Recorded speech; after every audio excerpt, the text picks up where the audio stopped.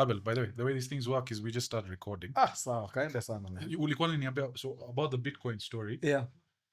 This was 2011, 2012. Yeah.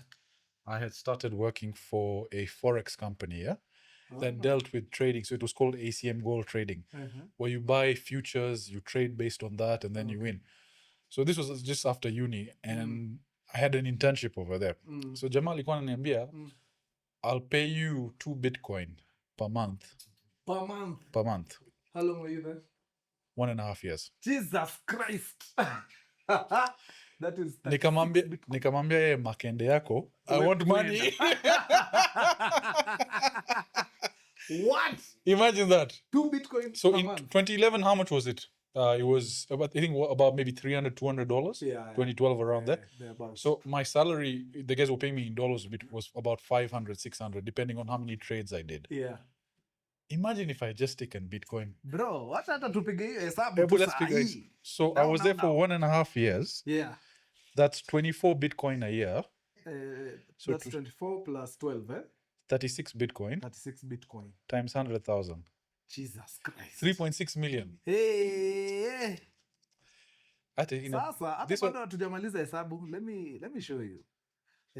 So 36 times 100,000, yeah? Yes. Equals 3.6 million, you're right. Yes. Sasa, this 3.6 million, if you had fixed it, and don't touch it. Don't touch it. Don't touch it. Kabisa. Every year, you'd be making around 360 Gs every year. Not counting inflation. So that was 2010, 2011. Said I'm here negotiating with Jugu vendors. Jamani nigonga finje for Jugu. Me, I'm telling you, ni 30 bob bana. Kwa sababu maybe yangu ni rangi ya thao. Karibu Nairobi. But even you were telling me you had some similar experience. I met a guy in 2010. 2010, 2011 thereabout. Yeah, I told him the same thing. Awe toka hapa bana. Hiyo ni wazimu gani unaniambia? Bitcoin. So this thing is not even physical. No, it's digital. Awe toka hapa bana. Me, I don't even have internet kwa nyumba, unaniambia pesa ni digital. Awe toka hapa. And he was telling you, you 1,000 bob per coin. Yeah, it was useless. Yeah. 1,000 bob. Imagine if we bought. I've got, the truth is, Vish first was telling me about crypto. Yeah. And then this guy showed me his portfolio. I won't mention his name. Then you're like, hey, Mzito bana, bazoo. I was like, even me, I want that luxury. I know, man. When did you start? Yeah. I started in 2014. 2014. 2014? Where was I in 2014? But what happened is, in shortly thereafter, 2014 it went down, yeah. It did. So the panic and sold everything. You sold? Yeah, because in 2014 there was a big dip. Yeah, I remember you told me you sold it. But yeah, you returned some coins here and there. In 2020, yeah, COVID. Yeah, you bought again. Is when I got back into crypto again. And that time, if I remember correctly, it had dipped again. It kept dipping. Yeah. But at that point, yeah, it had 10x. 10x, yeah. Oh. Yeah. So me, when I came back, I was like, yeah, yeah. When we were buying, yeah, like $1,000. Yes. And we never thought it would get to 5,000 1 year. So I come back again after like 5-7 years. Yeah. This thing is at 20,000. Jesus Christ. Do you remember how much you had bought the very first time you did? 7. So you bought it for $7,000. I had 7 Bitcoin. 7 Bitcoin. Jesus. Well, where? We are surrounding ourselves with the right people now. Wait, do me a favor. Just show this your Pepe portfolio. Just your Pepe portfolio that you showed me. By the way, Pepe is a shit coin. The amount of money this guy, I won't even put him on camera. This guy, let him stay undercover. But let's just say the net worth in this room has increased significantly. Hey, thanks to your shit coin. So we just, in fact, the thing is, we just came from Limuru. Yeah. And I was talking to him because I was like, why didn't I invest in crypto early on? I know, man. And we saw a property. Yeah. Yeah. Everyone was like that. All of us. So you know what's pissing me off? Me, I'm always that guy for, what was my dad doing? Sasa me, I've become that guy, man. What was I doing? What was I doing? Our children will ask this Jama. Huyu mtu bure Alikuwa alinunua Bitcoin. anafanya Mkurugenzi podcast hapo instead of buying podcast. Wenzake wananunua Bitcoin. And he's just messing up over there. So we were looking at property in Limuru. So that thing was going for 2-3 million. The rent you get from that is 20,000 a month. It's useless. How long before you recover your Yeah, 2 I know, million man. investment? I know. You might as well put it in Bitcoin. Yeah. I've been told Michael Saylor is predicting it to reach 1 million. 1 million per coin. XRP to reach 10,000. I know Vision. Everyone in this room is doubting me. Any You heard it here first with Abel Mutua. Correct. XRP tafika 10,000. Jesus. If it reaches 10,000, all of us, I'm taking us to Dubai. I'm getting all of us Rolexes. I hope it's recording. Are It's you recording. Very This is nice. This is live. Kwisha. Wisha. In the contract. But Adel, welcome officially to the thank you, Coffee thank Pump you, podcast. Mr. Jin. Before we start off, Yeah. we have a coffee sponsor on the show Who that? that has been kind enough Yes. to give coffee. So this is Connect Coffee, the official sponsors of coffee on the show. Wait. So this is called Romeo Blend. Okay. Yani, it's a we're going to link the details of coffee, Yeah. the Connect Coffee in the description. Nice. But they've given quite a lot. Yeah. This, by the way, do you like coffee? Yeah, I have coffee every day. So this one as well. It's called a barista pouch. Barista pouch. What's inside? So if you're ever in a rush, Yeah. you know how you work at tea bags. Yes. This is for coffee now. It's like tea bags for coffee. Coffee. Can I open? Of course. Hey, you guys. Show imefika mahali bana. Sasa tuko na Abel Mutua, tuko na sponsor. Look at the size of that tea bag. It's not those Kericho gold ones. Wait. So this is like a pouch. Yeah, so unafungua. It's here. Yeah, you open like that. Unafungua. You take You tear it. It hits you in the It face. hits you the aroma. Hey, normal. Let me open it. So this is what you put inside your... Yeah, so you see, it's like a tea bag. Correct. So then you just basically open it up. Yeah. You put it over the cup. Uh-huh. Unaweka maji juu yake. It filters. You leave it. It's coffee on the go. Oh, nice. Yes. Yeah, this is awesome. So Connect Coffee. He's a Korean gentleman that opened up a shop, and I was first exposed to him. So his initiative initially was to set up structures over here to promote farming practices. So educating farmers on the way to roast, how to get the best yield. I've been told the owner is one of, again, I don't want to be quoted here, but from what I understand, his tongue is insured because he can taste hundreds of different notes of coffee. Wow. And so this one, the coffee, the way it's blended up, it's got different coffee seeds from different regions. That gives it a very caramel taste. They've got Romeo blend. It's a blend. They've got Juliet blend. Yeah. So they've got branches in Chiromo. They've got Chiromo, Chiromo campus. Yeah. What's it called? 9 Riverside? Yeah. Again, we'll link everything in the description. But I told them you're coming on. Yeah. And they're like, for him, we get the best blend. Oh, thank you, man. Mkurugenzi blend. Mwenyewe. That's my God. man. And then now the guys who are hating like Andrew Kibe saying we don't have cups. Hata tuko na coffee pump. Zimewasili ndio hiyo. Serious? See, we're leveling up. Pole pole. You're with us on our journey. Awesome. But Karibu sana, man. we were actually together, was it 2 weeks ago? 2 weeks ago, man, you guy. Brah. Hey, the places you work. Bana hata utaki kwenda nyumbani. Yani wakutengenezea tu mattress hapo ukae hapo, man. I went to your workplace. Am I allowed to mention it? Yes, please. Bro, Ikolo is on another level. I really doubt whether there's another place like Ikolo on the continent. I appreciate Correct me that. if I'm wrong. I appreciate that. Yeah, It's, I highly doubt it. no, Oh, so it's good. one thing that surprised me was when you came with the team. Yeah. First of all, you took the initiative Yes. to come and see the data center. Correct. Data center is not a very sexy place to come, given that, because it's something that again does not exist beyond the. You can't talk about data centers in normal conversations unless you're aware of it, And so the fact that you reached out, you're like, Sajid, I want to come and see. Yes. You came with Phil, I came with Phil, director, and he's wild to date. you guys took the time. You asked so many questions. Yes. The whole team came. You were very patient with us. You absorbed everything. I was very impressed. Yeah. So in fact, what was the gentleman, the guy who handles your IT? I'm forgetting his name. Kennedy Kanye. That guy switched on. Yeah. That guy is switched on. And we discovered this IT world tech world is a very small world. It's very small. Immediately we sat in that room. Everyone knows each other. Yeah. But the fact that you have that team Yes. behind your production house says a lot about where you're heading. Oh, thank you. As a guy that deals with the Metas of the world, the Googles of the world, I can tell you, you guys are heading in the right direction. Oh, that means so much. No, I appreciate you coming. Yeah.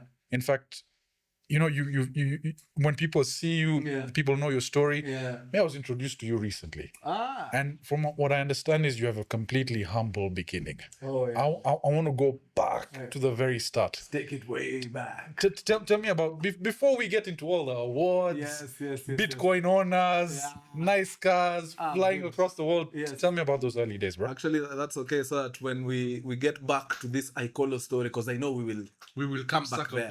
We'll do a circling back there. People get to understand where. Correct. Yeah, where coming. So I was born in 1986. We're like age mates. Almost. I'm slightly older. Slightly older. But you look young, bana. You're living a good life. Bana, kulala mapema, kukunywa maziwa, hakuna stress. There's no white here. Look at this. 91 born, 86 born. You're born 91. 91. Sasa wewe, you're my younger brother, the one that followed But I look born young. 91. Lakini wacha nidai kidogo. No, hii ndio wanapenda siku hizi. Wanapenda hiyo. By the way. Hiyo. Eddie has seen my phone. Wanapenda hiyo. Hiyo iwache hivyo. Yeah, so in 1986, August 28th, I was born, Pomoni Hospital. Born to one lady by the name Rose Mumbua. She's late now. And a gentleman whose name is William Shege. Yeah, I grew up in... at the time, we lived in Westlands. Yes. I'm still curious to know which part of Westlands, because we didn't have money. So nikisema Westlands, usifikirie ni tulikuwa huko Rapta. So we moved from Westlands, we went to Umoja 1. But that time, I think I was like 3 years old, must have been around 89. We were there for like another 3 years until 91, thereabout, 91, 92. Then we moved to Kayole. So by that time, my small bro had been born, 1991 August. Okay. Yeah. Okay. So we moved to Kayole together. We were in Kayole for another good 2 years. And it's at that point where my dad was like, okay, I can't do this shit no more.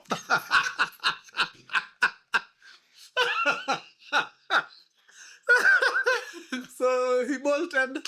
Yeah, and we were left with mom there. Mom took care of us for like another 3 years until around 1998. Yeah. That's when now he met the gentleman who later on became my stepfather. So the story on this other side is that this gentleman had a wife and 5 kids. Actually, 4, if I'm not mistaken. Yes, a wife and 4 kids. But when the wife was getting ready to get the 5th baby, she developed some complications. Okay. And unfortunately, she didn't make it. But the baby made it. So she passed, leaving this man with 5 kids. Then on this other side, my dad had bolted. Leaving my mom and the 2 of us, me and my dad. How old were you around that time? At that time, that was, by the time he was leaving, that was around 1996, thereabout. So I was 10. It's very young. Oh, yeah. My brother was 5. They met sometime in 1998. They fell in love. So now we merged these 2 families. Yeah. So this family had 5 kids. Us guys were 2. We merged, we became 7. And together, they got a baby. So now we became 8. It's a big family. Big family. I have 1 blood brother, 1 step brother, 1 half brother, and 4 step sisters. That's the first time. That's the first time you've had this on a podcast. I know, man. That's a good combination. True. Unfortunately, our last born isn't with us. Sorry. Yeah, he got into some problems around last year, but one December he decided enough is enough. That's with family. The thing is, one person told me is that you need to cherish each and every single moment because bad news is coming. Bad news is coming down the road. To someone you love, to someone you know, to one of your friends. So you just live each day to the fullest, right? That's life. It happens.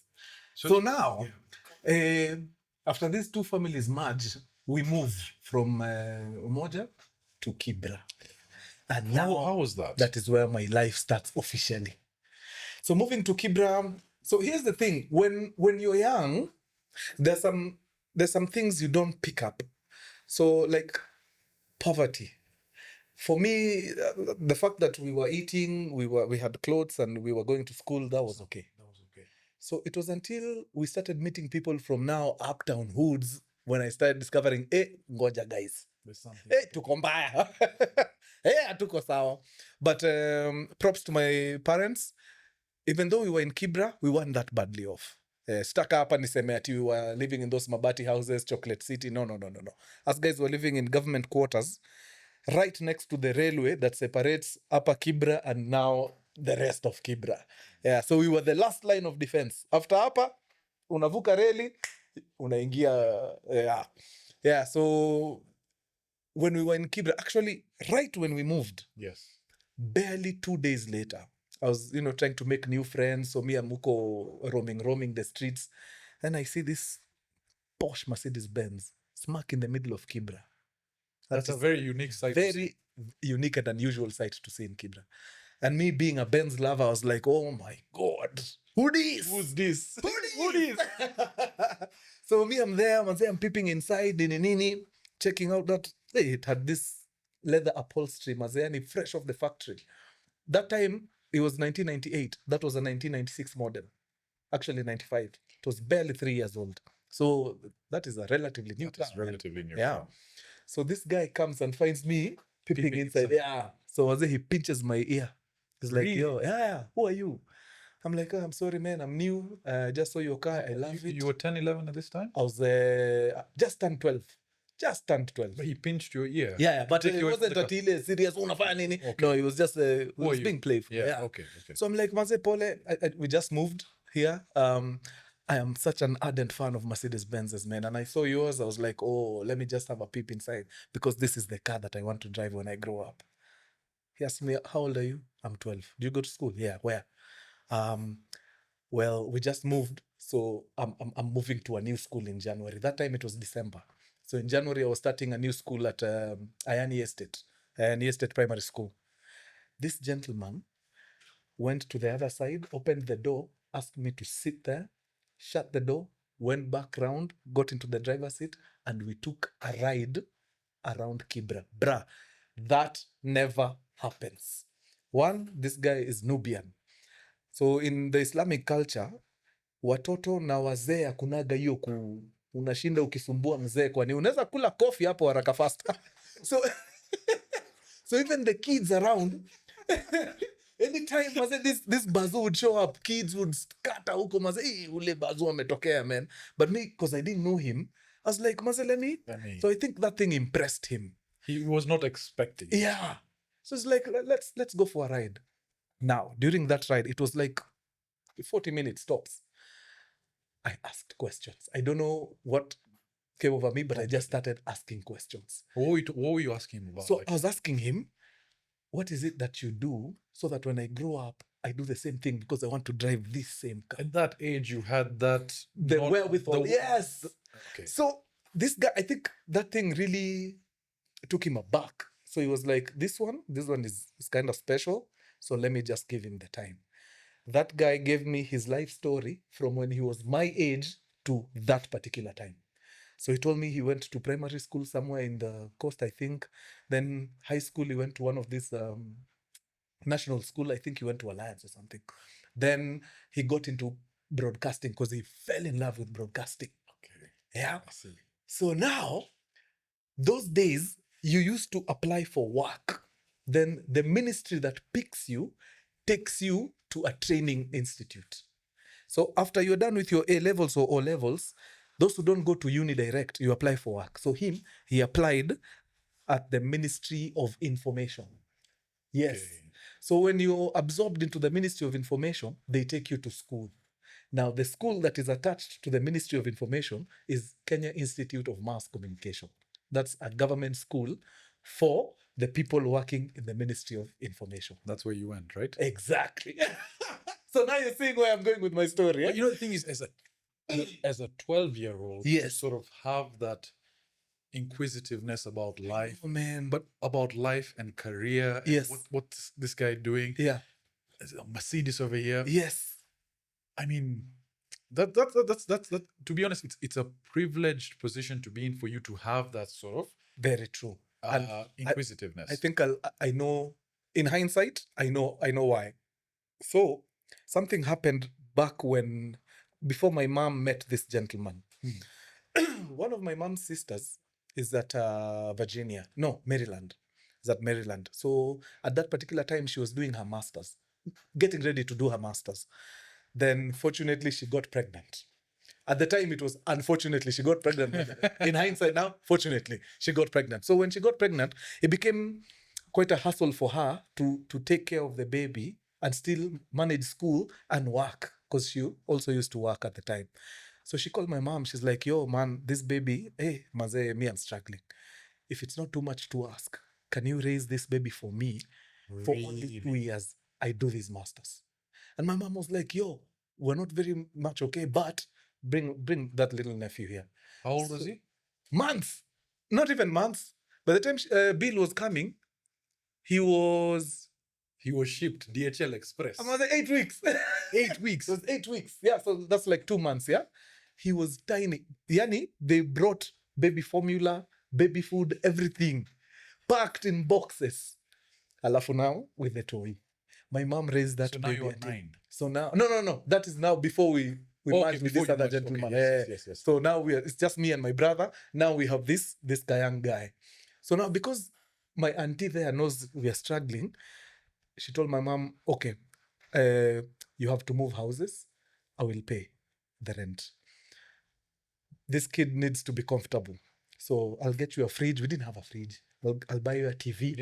We didn't have a fridge. We didn't have a TV. Like such an asshole saying that.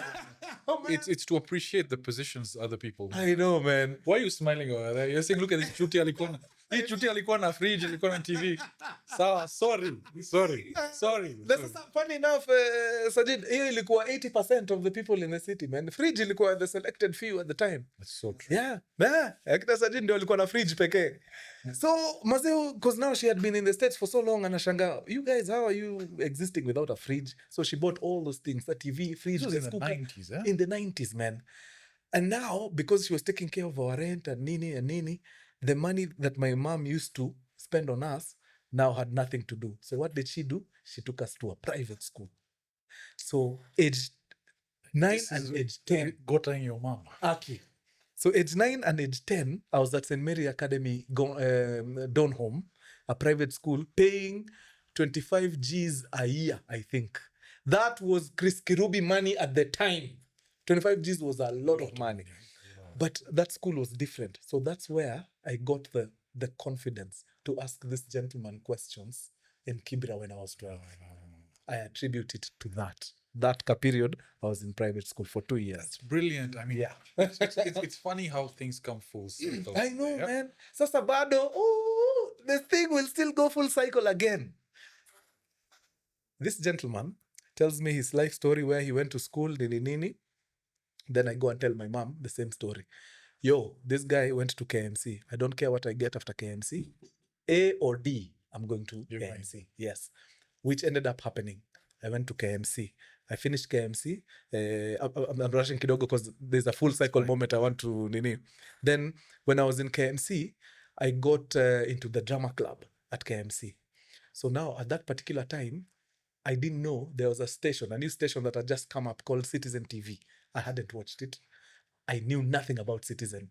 So one time, Mazias guys are killing it uko drama festivals in Nyeri. Kumbe, the actors on a show on Citizen TV had gone on strike. So now, they have a slot for the show, but they don't have actors, so they have nothing to show. So somebody said, I know there's some drama activity happening in Nyeri. Let me go there and see whether I can get actors. This guy comes and finds it's the day we are on stage. The same guy. No. This is a different guy. A scout from Citizen TV. So he comes, spots us. We win awards huko in Nyeri. Then he picks us and tells us, hey, you guys, you're good. There's a show coming up on Tahidi High. Come through. So we're like, we don't know what Tahidi is, but we're coming. So we joined Tahidi High. Fast forward, the writer leaves. I think she got overwhelmed. She was like, yo, I've done enough. Let somebody else take it up. I started writing at the time. So I wrote. Then right as we were leaving Tahidi High, a new cohort of students come. Now, apart from me, there was another writer there. So I was writing for Form 4s. This other guy was writing for Form 3s. But I discovered there's like a boy somewhere in Form 3, and this guy is not getting scripts. So I talked to the writers, Nini, why aren't you guys writing for this guy? It was like, Maze, he's not as strong, so that's why we're not writing for him. I said, you know what? I'll try him. So I started writing for him. Nini. This guy got really good.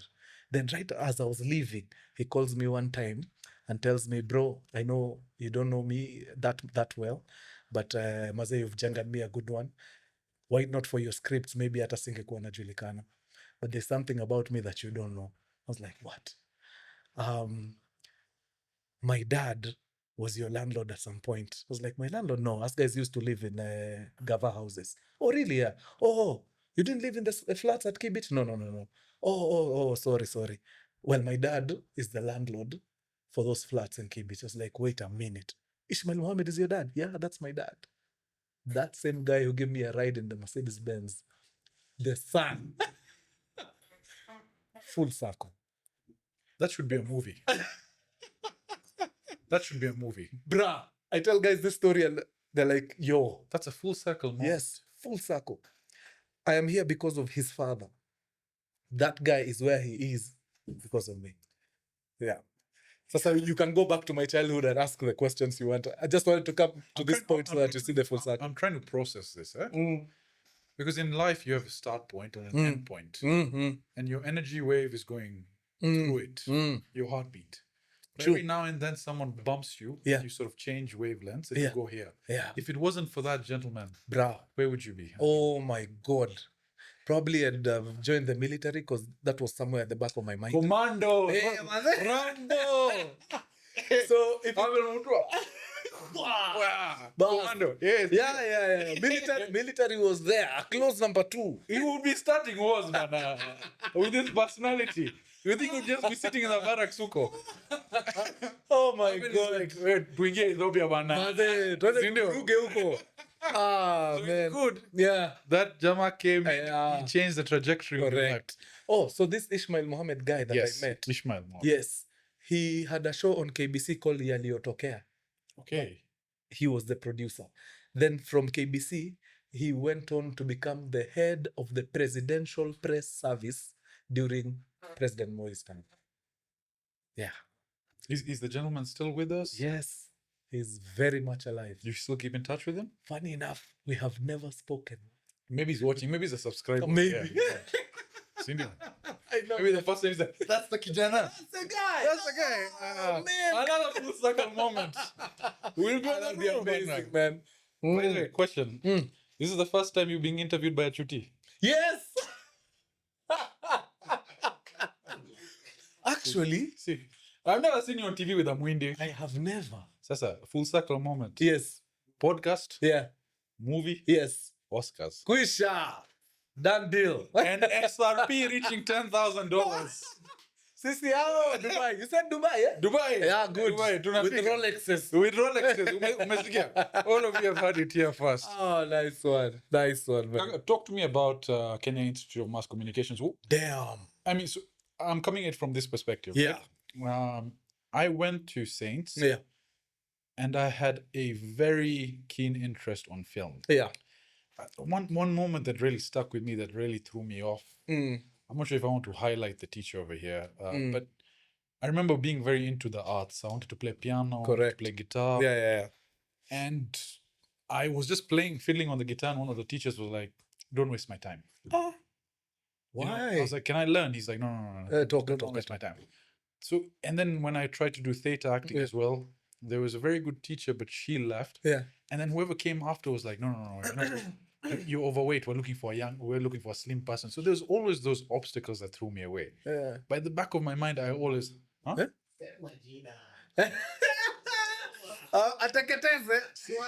Choma. Sorry? I wasn't slim. I'll give you a picture of me in school. Yani, my mom used to pack my brake. You know, one of those privileged kids. Yes. Sasa brake pack yangu ilikuwa na level 1, level 2, level 3. Oh wait, were they those teens that Those are in levels? Every chuti had those teens. But yeah, Mine was not metal. Yangu ilikuwa ya Spider-Man. See those metallic yes. ones. Those- Alafu they have kawaya that hooks up. And mine was not Windy Food. Ilikuwa Continental bana. I'm joking. Bruh. Joke. But you see, the thing is, it's from a guy that's always been very fascinated with film, Yeah. always wanting to be in front of the silver screen, always wanted to do some of acting. Yeah. It's very inspiring to see people who pursue that passion. Manze. I mean, why do you think I started a podcast? So eventually I meet Abel Mutua, and Abel Mutua is like, unajua kuna role for Yeah, this, nataka like, chuti hapa. nataka chuti hapa. Lazima you see, everything is strategy. Kim, umesikia? Life as a man, you have to have strategy. Buzz, got you. So when you entered the school, Yes. and to be honest, I found out about it much later. That Yeah. There's actually institutions here that hone your skills. Oh, in yeah, media. absolutely, man. How was your experience there? Oh, man. Yani, hapa we can break it into two. So Yeah. KMC is known for two things. It trains the best journalists and filmmakers in the country. And number two, they have the best theater club, I think, out of all the colleges in Kenya. Their drama house is Really good. fire. Oh, it's massive. As guys, that trophy cabinet that Arsenal has has nothing. Ours is filled to the brim. I know I'm an Arsenal guy, so self-depreciation so that you cope. So us guys had trophies for days because our drama club was A1, and it is through that drama club that some of us got into the big shows, your Tahidi Highs, your Machacharis, Mother-in-Law. I think even Inspector Mwala on Citizen, a good chunk of those guys were from KMC and Kenya Poly. So they had a very, very robust theater culture. Now, on this other side, they had the proper equipment to teach media and film. So did you like what did you study exactly? Film production. Film. I did film production, specialized in camera work. My business partner film specialized in editing. Phil alikuwa Same class, same hostel. pamoja? Lala, we met in college. So Phil is an editor. Phil is an editor, but he hasn't cut a single thing since college in 2008. You know, I actually found I saw Phil first before I heard of you. I saw Phil on he does a podcast as well, right? Is it? I'm not sure if it's the same. Yeah, becoming CEO. That's the one. Correct. That's Phil. Because he was so eloquent and so well. Yeah. And I was like, okay, this is very unique. Good. Production That's it. quality as well Is A1. is A1. Yeah, So true, mlikuwa pamoja. Tulikuwa pamoja mazi, same class, same hostel. So we did the film production together for 3 years. We were in Powerhouse in the drama club, same time. When we were being picked in Nyeri to go and join Tahidi High, we were picked together. So we went to Tahidi together. Then we started our company together, and it's now been what? I think 12 years. When you're doing theater, were you acting on stage as well? Yes. How was that experience for you being on stage for the first time? Were you my nervous? Oh man, first of all, us guys, when we joined, we were first years. So usually a first year doesn't get numbers until Sijui uko extra three. Three number three. Bas, Sindio? exactly. So we were there, man, with Philip Manze first year. We were watching these two gentlemen killing it on stage. The name of the first gentleman is Dennis Mugo, aka OJ, who ended up being on Tahidi High. You remember OJ, yeah? Then the other gentleman was a guy called Jeff Ioma, who ended up on Mother-in-Law as the Wochi, Ninja. I don't know if you remember Ninja, the Wochi. Very dark guy. So those guys were the people ahead of us at KMC. Oh my God, they were killing it. So by the time us guys were getting roles in second year, we had learned from the best. So we killed it, and it was, I think, during the Drama Fest in second year that we were picked by Citizen TV. So it was crazy, man. Now, that was the theater bit. Yes. No. So when you were picked, it was for Tahidi. It was for Tahidi. Was it paid? Was it internship? What was it? Now, that's the other thing. So now, us guys are used to acting for free. Then we are called by this Mother producer, very wonderful woman. Her name is Catherine. Catherine tells us at the end of the audition, you guys have done really well, so we're going to be paying you a small stipend for this. We're like, what? How much is that small stipend, if we may ask? So if you're a main character, we'll be giving you 3 Gs. If you're an extra, we kazi yako ni kupita-pita huko nyuma, we'll give you 500 for fare. Oh my God. I had never touched 3,500 in my life. How old were you at that time? 21. Can you imagine that was like gold in your Bro, hands? 3.5. Who's giving you 3.5? You know, the funny thing is, I've spoken to people who say Yeah. they could take that 3,000 further than they ever could take $1 million bob today. Now. It's true. Bro, with So weird, yeah? with that 3,500, bro, I used to save. There was a shop at around where 20th Century is, the cinema house, Pale Tao, right opposite the Chris Kirubi's building. So on that 20th Century Street, there was a shop there called the Rock Collections. This was that restaurant, that Italian restaurant on that road next to. Yes. What's it called? I'm trying to remember the Mali IMAX is, Yes. where it is now. Trattoria. Trattoria. Ba. That's the one. Yeah. Sasa unaona Trattoria. Yes. Right opposite Trattoria is the 20th Century building. Yes. If you enter that building, there is another mlango that chomokas the other side. I don't know whether you've been through that building. Where the theater or auditions used to happen. I think there was. Did they have an escalator? up Yes, with- yes, yes. For juice. Yes. Yes. Sasa that building ukitoka the other side, International Lifehouse Now ndio it- hii. Yes. Hilton ndio ile. Yes. Bas, Yes. that ka street there, the Rock Collection was somewhere there. Bana, I used to rock teams maze for 5-5. Bro, nilikuwa nawasumbua. Hey, man. Sasa, like a year later, they tripled the salary. Because maze, the MD, not even the MD, the chairman. What's his name? What's the name of Citizen? SK Masharia. Masharia. Yes. SK Maze is looking at the whatever's. It's like, wait, who's bringing all this money? That's Tahidi High. All this in advertising, yeah. How much are you paying them? 3 Gs. Why? Triple their salaries. So from 3 Gs, we jumped to 10K. Oh, Sajid. Buddha. We learned to enjoy. 10 Gs. Yani 10 Gs was so much money. 2007. I told my mom, Mom, don't bother with my school fees. I'll pay my school fees. I paid my school fees until I cleared.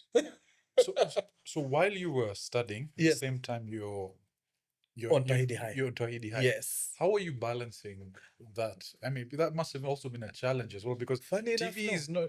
Oh, really? Mm-mm. So Tahidi High was shot in an actual high school. So we couldn't shoot during the week. So me, I go, That's smart now. Eddie, we do a movie about me and Abel in high school. Boss, let So me shoot on Saturday. if I clean shave and he clean shaves and you That's give me a tie, you'll believe I'm a school student. Sindio? Ama mwalimu hata. Sindio? Tunaweza hapo bana. Sasa sana tufanye. You did it for one.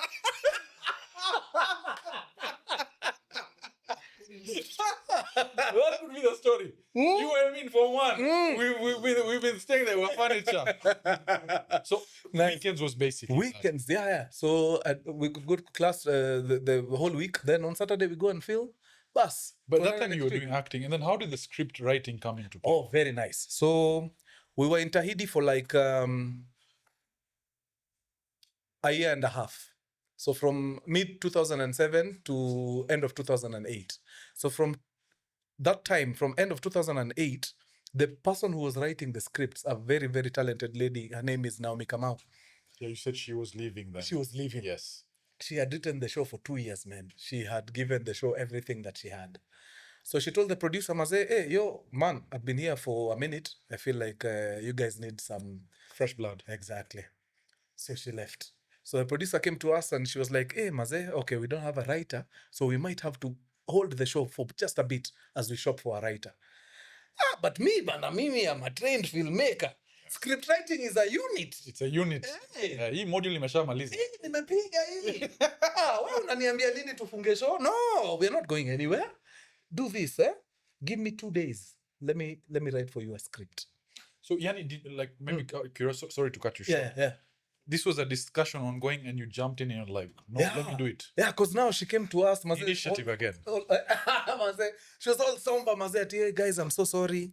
We might have to hold the show for a bit because we don't have writers. I was like, no, don't do that. I'm here. Bruh. So what happens to the 10 Gs that we are getting? Sasa imeishia hapo. Una mchezo. Wacha hiyo. Hey. Come between me and my money. Uko na jokes. Where I'm writing the script. Tunaandika. Yeah. So she was like, are you sure? Yeah, I'm a trained filmmaker, Catherine. You forget. Na graduate a few months ago. Okay, you go do your thing. Bro, I went and wrote the most amazing episode ever. Yani, Hollywood material, blockbuster. It was a story about a group of mischievous students in a lab mixing some chemicals. Then it turns lethal. Then the whole class just drops like flies. Wah, pa, pa, pa, pa, pa, pa. Fire. I went to Inda and looked for dry ice. Is it called dry ice? Dry ice, the smoke. Liquid nitrogen. Liquid nitrogen. That one. Bro, I gave her the script and I told her, don't worry about the chemicals. I have them. So this mother was super excited. Yani, you know the way you're so excited, Baka? I can't wait. So she had this huge smile on her face. Then she started reading. But the more she kept flipping the pages, the more the smile Reduced.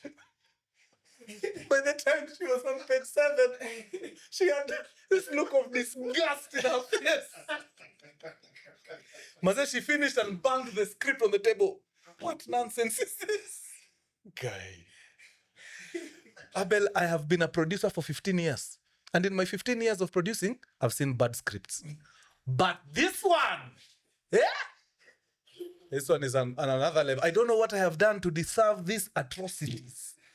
Hii, sijui nimekufanyia nini. I was like, what? But Wamoyo, this script is popping. No. That is nonsense. Nonsense. In fact, we are taking a break. Let's source for a writer. Nikamwambia hapana, Wamoyo. You see, your problem, Wamoyo, you went to school 26 years ago. Mimi, I was in school 4 years ago.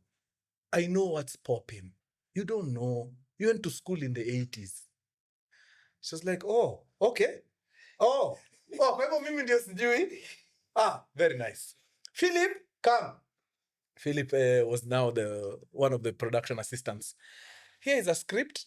Go duplicate it, distribute it to the cast. We are filming it. Really? Yeah. We're filming it. So Philip does the thing. The scripts are distributed. We film it. The thing goes on air.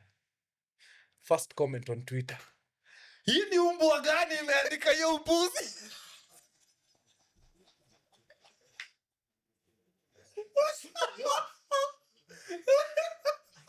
Bro, I think I'm among the first people to be roasted on Twitter. 2009. I wish that was. I swear, man. I wish I downloaded it and I took a screenshot. Man, I was teremkwad for like 3 days. Tahidi High was a cult those days. People were very sensitive about. You mess up with Tahidi, Maze, you have beef with everyone. Where were they shooting? Aga Khan? No, Nairobi Academy, Karen. Right opposite, actually on your way to Aikolo. But you use the Rongai route, eh? Yeah, I used the wrong guy. So if you use the other route. So on Saturdays, they used to shoot over there. Yeah. Interesting. Yeah, man. Okay. Yeah, so I was tengenezwa dapo for like 3 days. I dusted myself. And I went back to Amoyo. I told her, Madam, seems you are right. So sometimes I guess it's the young vigor in you versus experience. I was 22, man. Sometimes you get lucky, sometimes you learn. Yeah, you win true. or learn. But she's so gracious, man. She took me on a 3-week crash course on how to write for television. Really? Yeah. So she had gone for a training in Netherlands for 6 months. So she compressed that entire syllabus into 3 weeks. And she personally took me through it. We used to meet at Roiro, some nice place there, me and a few other writers. And she used to take the initiative. Yeah. So that break I didn't want, we took it so that we could go back. It's people like her. Yeah. It's the Ishmael, yeah? Yeah, and Ishmael Mohammed. Yeah.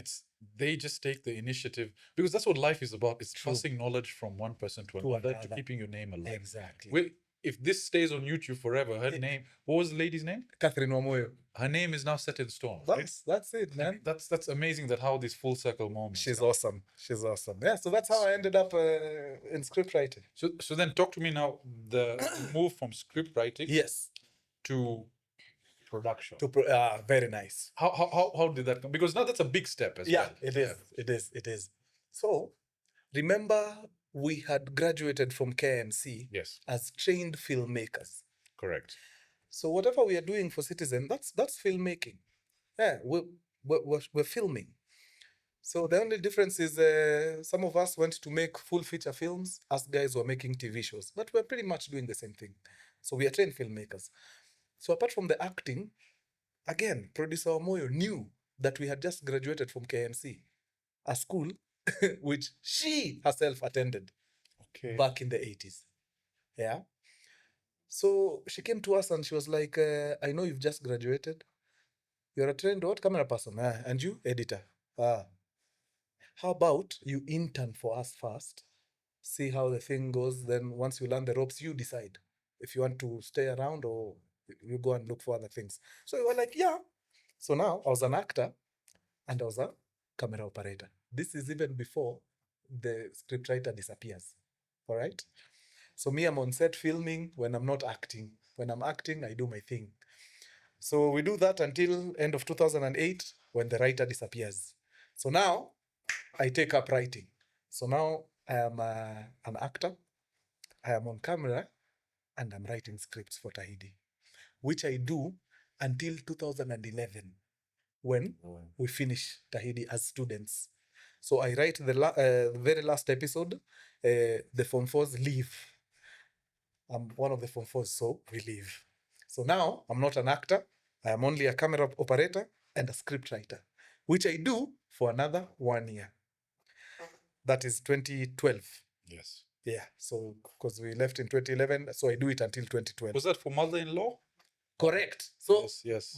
by 2009, I am not only filming Tahidi Peke, I'm doing Tahidi and mother-in-law. So mother-in-law was on the same channel. Yes, Citizen TV. Yes, exactly. So I'm doing Tahidi and mother-in-law as a camera operator, and I'm also writing for Tahidi and mother-in-law. Hey, si raisi. Because now what ended up happening is, during the day, I'm filming. At night, I'm writing. So that's why in 2012, I had to resign because it got so bad, I collapsed in the bathroom at some point. Really? Yeah. Zimad completely. Like burnt out. Kabisa. I think I had gone. No sleep. I hadn't slept for close to 3 days. I'm on a Red Bull. And hey, manze. Uko hapo tu naipiga tu na mukimo.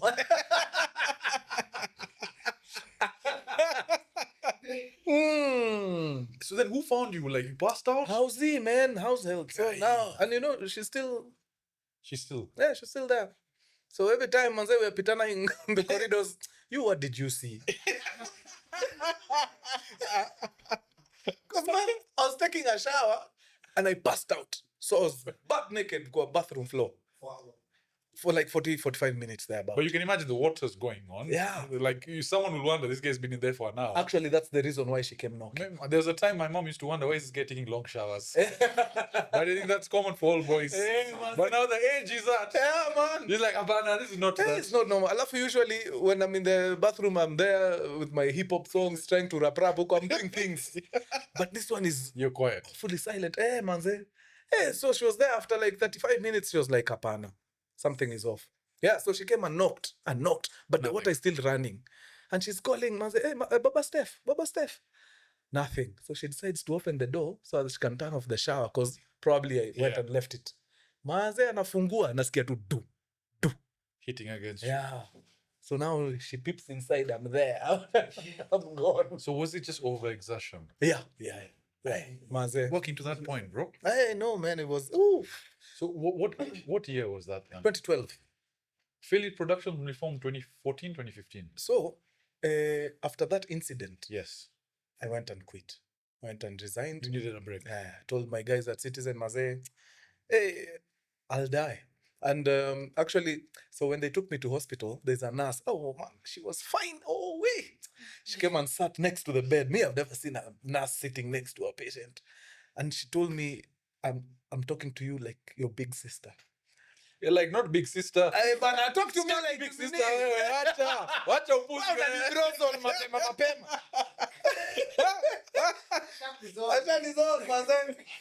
So like, but that time so she told me, let me just break down for you how this thing is gonna play out. You will die because of this thing, because it has killed people. Citizen TV will give you a headline on the news very day. On that same day, utasomwa na Swale Mdoe. Saa moja atakusoma pale. Then on day 2 you will be a scroll hapa chini. You see when they're doing the news, there's these two things that are scrolling down here. You'll be a scroll there. Actor Abel Mutua passes on. Then on Saturday they will come to your funeral and they will send a representative, and that representative will tell your people, mkiwa na shida yoyote kujeni Citizen sababu huko ndio kwa huyu kijana. And they will leave your people with a envelope with like 100 Gs, and they will leave that funeral, and you will be replaced the following Monday, and life will go on. Yani that thing hit me. That thing hit me like thunderbolt. You know how it's so weird you say this? We were just the reason we were talking about that. Yeah, is no matter what happens, that we're just a cog in a machine, bruh. Change, and the machine can never stop. Can never stop. It can never stop. Whether you die, it will never stop. So you'll just be replaced, and the thing goes on. So that was my wake-up call. I told Philip, guy, I'm quitting. What do we do? Let's start a company. Very nice. Quick. Went and registered a company. Told him, you relax. Let me do the tamaking. Once everything is okay, well set up, I'll tell you. Then you resign. So you guys are boys, huh? Yeah, from 05. This year we are marking 20 years. You know, it's also very rare to find friends. Yeah.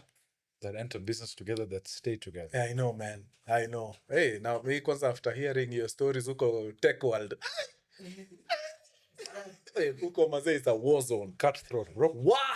You will be thrown under the bus. Quick. Go over you. Yes. He'll put it in reverse. Do just it to again. make sure. Yes. And then go over you again. Yeah, so okay, so you've basically gone from, yeah. First of all, I appreciate the fact that you had a lot of hands-on experience. Yes. You've now gone from learning the ropes. Yes. You're doing multiple things. You understand everything that is within the correct. What is the difference now when you go into production? Now, ni mimi. I'm not under Citizen TV. Yes. Now I am myself. I'm on kuna pressure, kuna PNL, kuna yes. kuna that. Yes. That how did that get? Because that's even another pressure as well. Bro, let me tell you, we registered that company in 2012. Yeah. We didn't get a gig until 2016. Wow. Yes. Really? Yes. So what were you doing in between that time for money and stuff? From 2012, I tamaked until 2013. Maze nothing. I decided, hey man, up and tarudi ushago. I decided whatever comes my way, me, I'm taking it. Politics came my way. That time, Uhuru was campaigning for the 2013 election. Yes. Someone called me for a short stint. So something happened in 2010. Yes. Churchill came up with a it's a game show. Do I call it a game show? It's a reality show called NTV Top Comic. It was the start for comics. For Kenya's stand-up next comedy, right? Correct. Yes, they used to go around different cities. Correct. Yes. I was part of it. That was in 2010. Funny enough, I went all the way to the finals. Really? Yeah, I didn't win. I was Did you know runners up. this? No. I didn't know this. I was final. Yeah, I'm a single comedian. So I didn't win, but I was runners up. So anytime guys had these funny comedy things and they needed someone quick, they'd call me. So there was a show on K24 called LOL, Laugh Out Loud. So the structure was they had a host and every episode had 3 comedians. So host comes, introduces, comedian number 1 does the thing. Host comes back, number 2. Number 3 finishes the show, tuonane next week. Correct. So the thing about this show, there wasn't one person who was hosting the entire time. They used to rotate. So Leo, Eric Omondi does it. Kesho, Mudomobagi does it. So one time they needed someone and they picked someone. I can't remember who it was. On the day of the shoot, the guy didn't show up. So maze they are calling, hey, yo, nani anapatikana apige hii shughuli? Then somebody mentioned, si uko Abeli. Abeli ako tu mtaa amekaa hana job. Ako mbaya. So they call me. I go there quick. I'm like, yeah, I can host later. I did the thing. So in the process of hosting, I do a very bad joke. Hiyo joke iko chini. Can you reiterate that joke? Yes. I remember it today. I was telling Madez, bana it as a time you need to chomoa yoto hii off nyonyozi sababu sasa hapana mnaharibu guys. Ati huyo ananyonya kwani yako miezi ngapi? No, he's only 78 months. Hiyo wacha. Wewe unatubeba ndogo. So in case you're confused on the right time to let go of your baby, ukisikia imefika mahali mtoto wako ameanza kuongea siasa, mtoe kwa nyonyo. Huwezi kuwa na mtoto hapa alafu wako hapo, mam, unaona TNA ikishinda?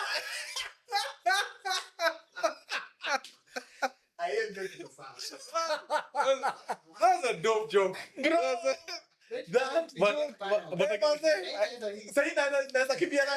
I can imagine for TV they must have been like, this is cool. That thing traveled.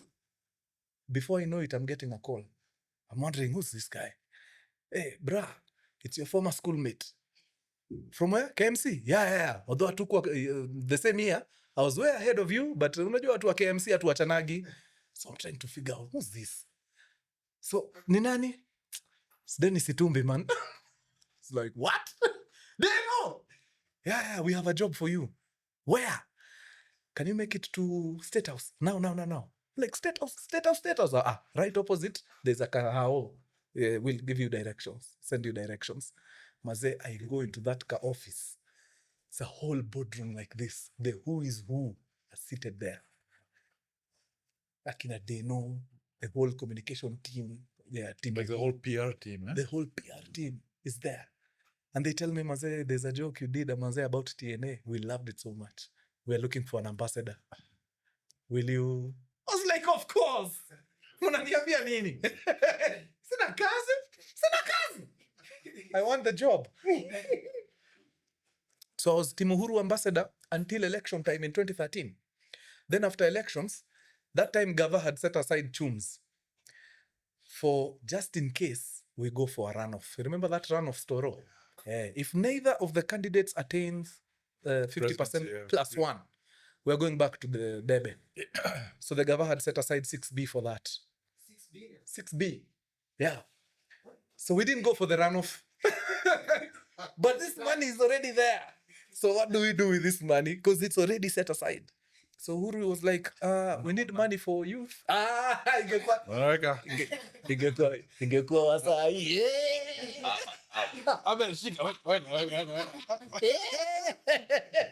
Wewe. Hebu look over there. Unaweka. Acha tusiongee tutaona Subaru hapa hivi.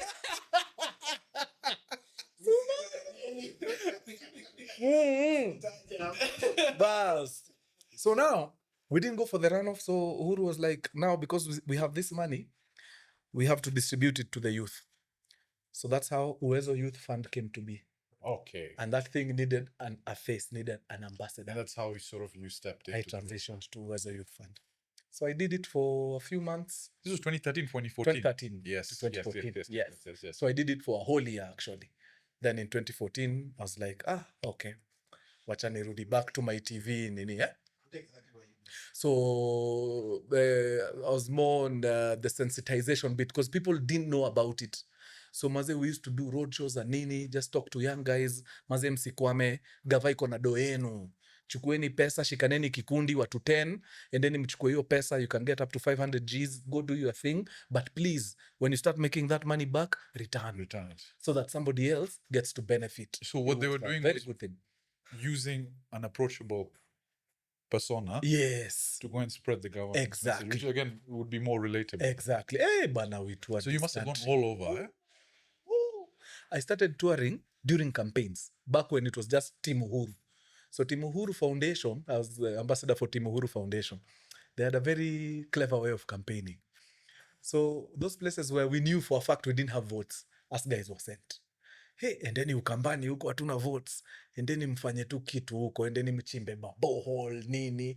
So you go there, you don't campaign, you chimba boreholes for them and then just give them t-shirts. Hii tumepatiwa na mkubwa. Chukueni mvae. Si atakura si lazima, lakini mkubwa haezi kaa huko na nyinyi mnaumia hapa na kiu, hamna maji. So wamesema nyinyi mpate maji, mkitaka kumpea, nyinyi mpe, but si lazima. It's not a must. Bra, we converted in some of those areas. I can imagine, yeah. If it comes from that perspective when you're going all around. Kitui alone gave us 17,000 votes. Kitui was ODM down. Because that time, Wiper was under 17 Gs. So that's what we used to do before now elections. After elections, transitioned to Uwezo Fund. Yes. Did that for a year. So now because of that show, I did LOL with that bad nyonyo joke. The production house that shot that show, LOL, Yeah. it's called Protel Studios. It's at Westlands. That madam had a very beautiful concept. Maze, hey, these guys they're so good in Sheng, man. Can you imagine news in Sheng? That time even Ghetto Radio wasn't as big. So we were like, oh yeah, let's do news in Sheng, man. So we had a proper news show. In Sheng. In Sheng. Used to come on KTN at 7:30 every Tuesday. It was called Hapakule News. Sasa we did Hapakule News. Yes. So Hapakule News, we used to compile some funny news stories. We do them in Sheng, comedic. Sometimes we come up with news because it has to be very comedic. Then after the first break, because the show was 24 minutes, so the first compilation was 12 minutes. Then the second, after the break, we do like a feature. Yes. So on that feature, we do parodies. So Leo we'd parody like a top show somewhere. There's a time we did a parody for Tusker Project Fame. So this one time, we did a parody for these trash TVs, Real Housewives of Atlanta. Atlanta, yes. We did a parody for it, and we called it The Real Housewives of Kawangware. Yes, that was a segment on Hapakule News. It wasn't a show on itself by itself. Yes. So that thing went, it went viral. Till it became its own thing. Yeah. They called us, they were like, yo, we don't know how you're going to do it, but this thing needs to be a show. That's how Real Housewives came to be. So that was now with Philit. No, still under Protel. Okay. Yeah. So every time you're Philip, we have nothing. That's why I'm telling you from 2012 when we were just hustling. It was just hustling. Let me ask you, sorry to interrupt. Yeah. During that stint, yes, you must have made quite a few political connections as well. During my Yes. Yes. But because you're the brand yes in front, yeah. on the other side. It's funny, Maze, we used to go to meetings and I'd be there with Sax. And Sakaja is just a young guy, Maze. Yeah, that time he was TNA chairman.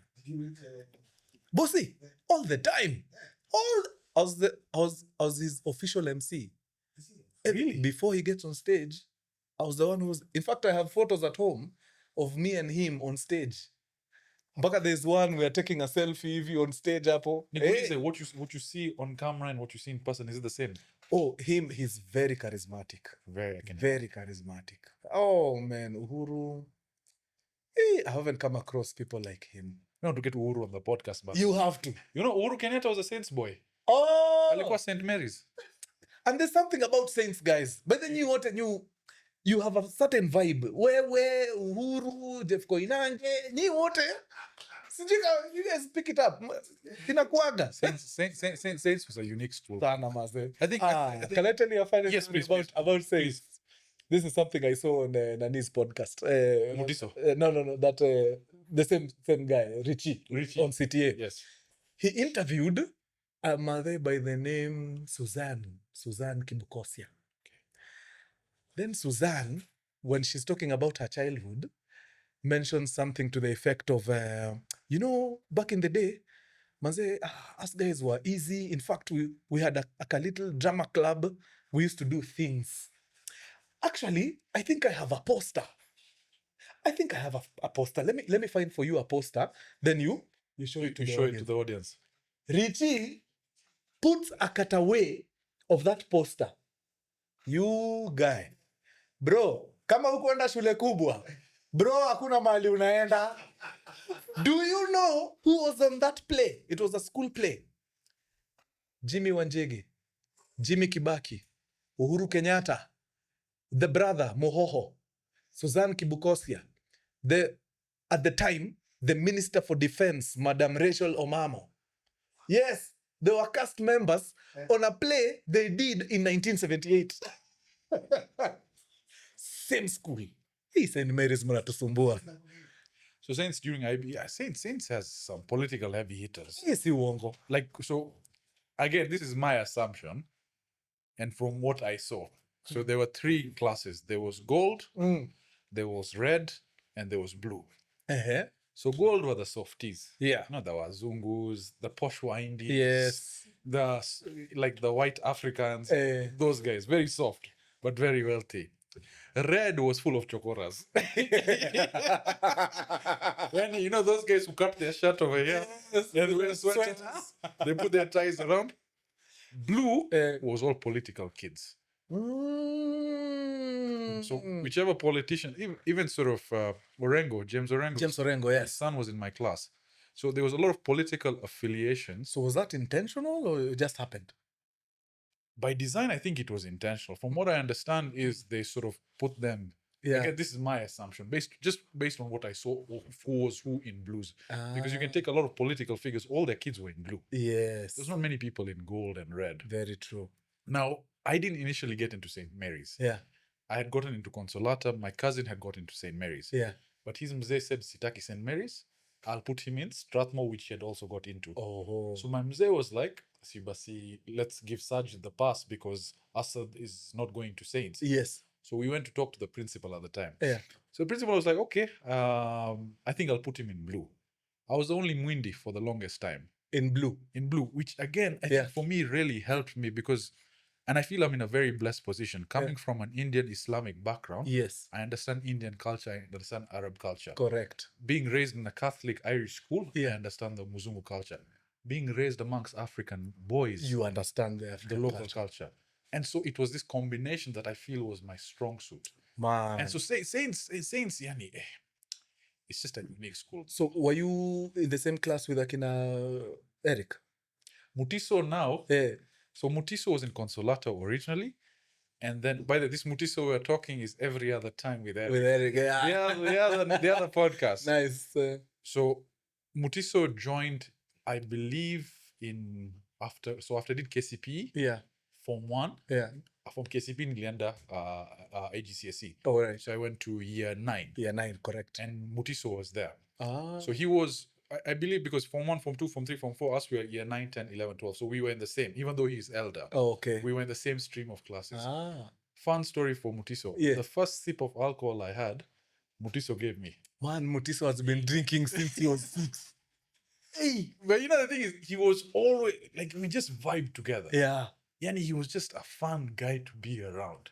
Yeah. You know, he was always positive. He always True. had that vibe. Very well spoken. He used to call me Chiga. Chiga? Achuti. Oh!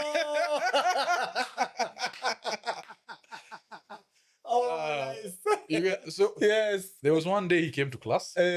The jam, I could smell something. Yeah. He's like, Sajid, have a sip. Eh. I'm like, sour. I had, and I felt so guilty, bana. It was my first time having it. And then he was offering everyone. Yeah. And then he's like, sour, I'm going for class. Correct.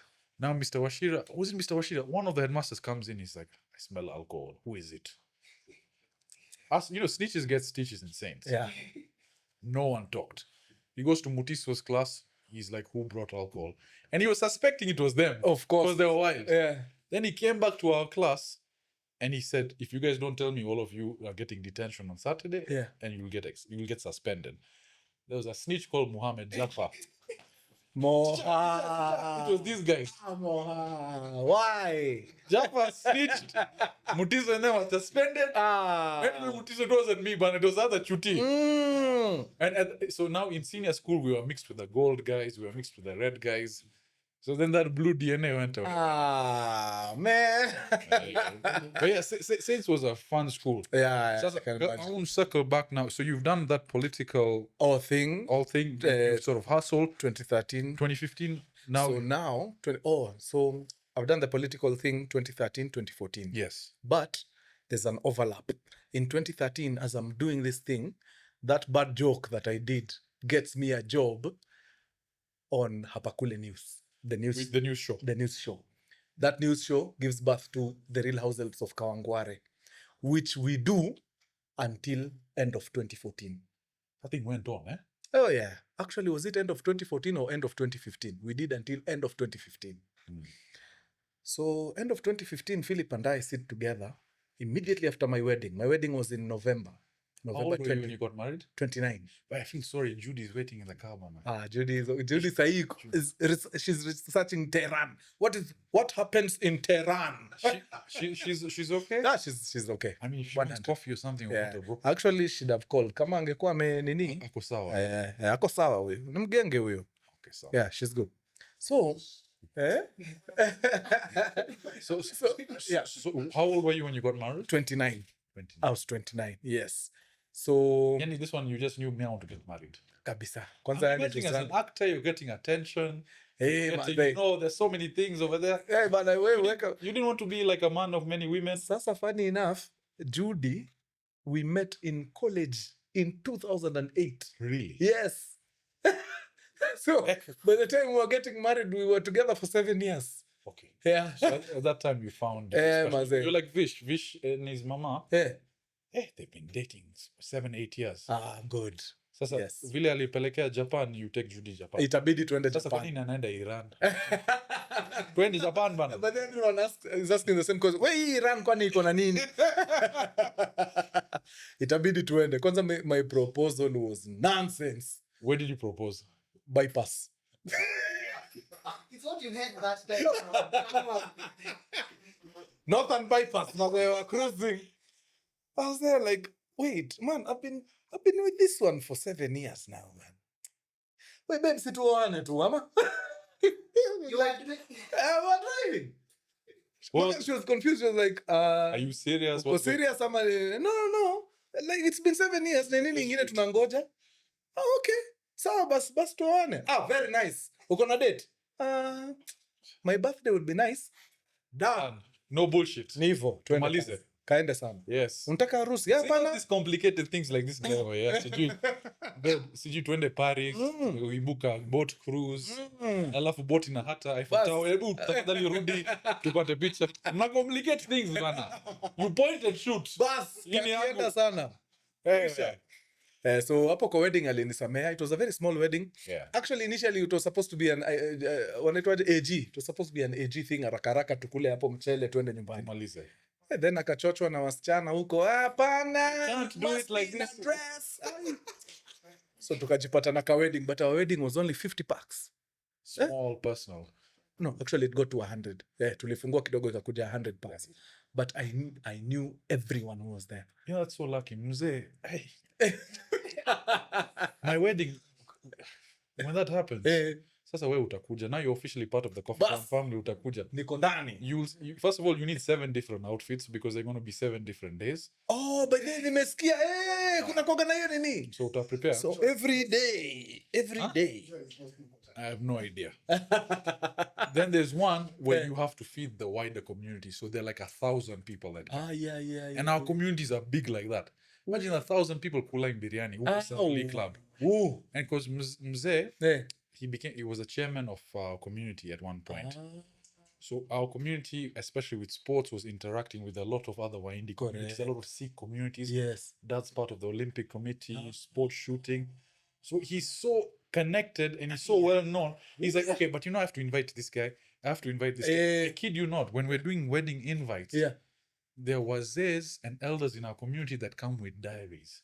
And they sit all night around a table and they start looking at people who to invite. Wow. And the amount of people that catch feelings when you don't invite them. Oh. It's so tough. Now telling him this, let me just elope. Alafu you can blame it on me. Maze.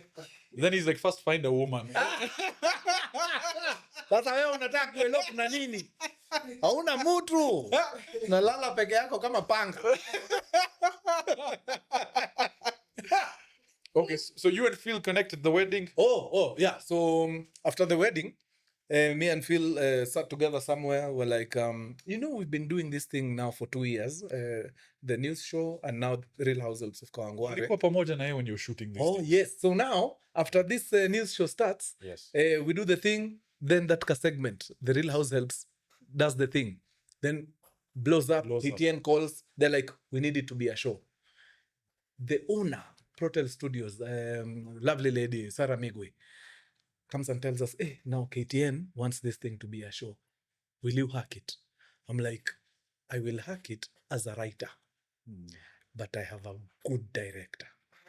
I think you mean taking care of your day one. Exactly. That's the way. You don't forget where you came from. I called Philip. I told him, bruh, Get ready. how much time do you need to resign? He was like, how much time? Bruh, ukinipatia form. When is today? Thursday. Monday, I'm out. Monday, he was out. Came, gave him the brief. Was like, yeah, I saw the thing when it was just like a segment on Hapakule. Even me, I knew this would make a fire show. So, kama imekubali sawa, we are doing it. So we did that the whole of 2014 and 2015. So by the time we are sitting with him, discussing the future, we had done 104 episodes of The Real Househelps of Kawangware. 104 episodes. That's enough content to run for 2 years. 104 week. episodes. Yeah. 104. Where were you guys shooting the show? Was it like the Multi-Choice Studios? No, or where was it was shot in a shower On location, estate. huh? Yeah, on location. Place called Waithaka. So it was, Yeah, Waithaka is uko. shooting TV shows is not easy by Uko. like you know, like we were talking theater. He's into theater quite a lot. Theater's one take. You do it in front of an audience. Yes. With TV, there's one angle. You do Exactly. the same thing from that angle. Exactly. You do this, and this is all his angles. Yeah. Then we come to me. Alafu twende wide Yeah. shot. And that's just one scene. Yeah. Just to give you proper context, it takes 2 days to shoot a 24-minute show. 2 days. Yeah. Call time is 6 a.m. You leave at 6 p.m. So wewe unaniambia why I don't pursue acting. Sasa data center is burning down. Me, I'm here, take one. Yeah. So we had a conversation and we were like, we've been basically running those 2 shows, yeah? Yeah. Do you think it's doing anything for our company? The one that we opened in 2012 and hasn't done a thing. So I was like, to be honest, no. So what can we do to leverage on this big show? Because now this thing is massive. So we were like, you know what? From today, when the credits are running, we don't want to be credited as just Abel and Phil. We want to be credited as a production house. So casting, directing, and writing, Philit Productions. Okay, that doesn't sound like a bad thing to ask. So that's our ask. What if they don't agree? We walk away. Bas. So we went to them. We told them, we opened a company some 4 years ago. It hasn't done shit. So instead of crediting us as individuals, Credit us together under this. credit the company. Yeah. Philit Production. They were like, apana. No, it doesn't sit well with us. Yeah. Unfortunately, we can't. We were So like, left. yeah, it was a good run. All the best. And we went home and suffered. 2016. I thought I had suffered in 2012. Now you're married. Now I'm married. I have a baby. Although even in 2012, still the same. I was married. Yeah. Baby was there. But 2016 was heavy. Yani, we were so broke. I remember we used to changa 250 shillings to fuel an old Mazda Demio that we used to own, just to go to our base of operations. Man, we were doing badly. 2016, to be honest, to date was my worst year, 2016. But now something happened that year. So this show, Real Househelps of Kawangware, used to air on KTN.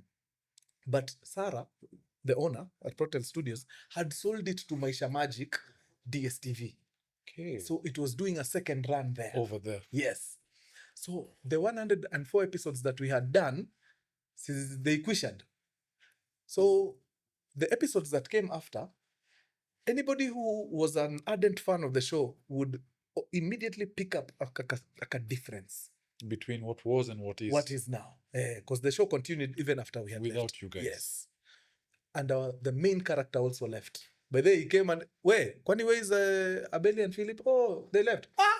So who's writing? Who's directing? Even me, I'm out. That, Sorry, are you okay? Yeah, okay. okay. Okay. So Just surprised. So that gentleman is none other than Njugush, the guy you see online, Sai. So he was the main character there, discovered that us guys had left, even him he left. Hana mahali pa kuenda, He just decided, okay, if these guys are leaving, I'm hata going mi to- wacha mi niende. He went and started his online thingies, then he blew up. blew up on. Sisi tumekaa kwa mawe, we have nothing. Then the shows pale Maisha Magic, the people start discovering, wait, something is different here. The executives at Maisha Magic call Protest Studios. Wait, is there These something guys different? Different, yeah. Yeah. So the person who picked up the phone on that end, a very lovely producer, her name is Rehab.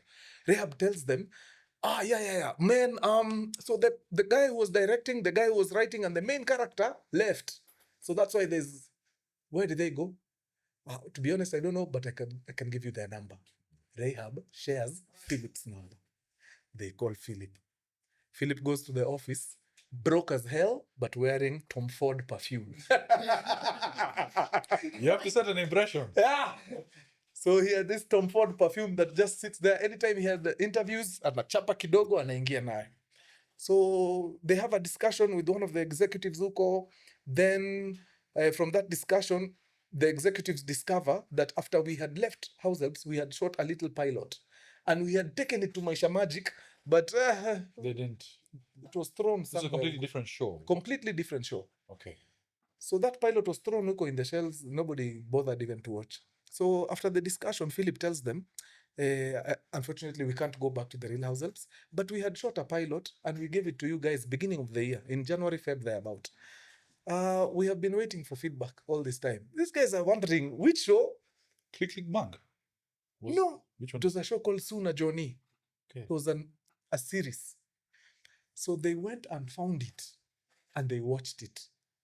But before they found it, during this meeting, as the lady is giving Philip, a push to the parking, she tells him, "Hey, what cologne is that?" It's Tom Ford. Okay.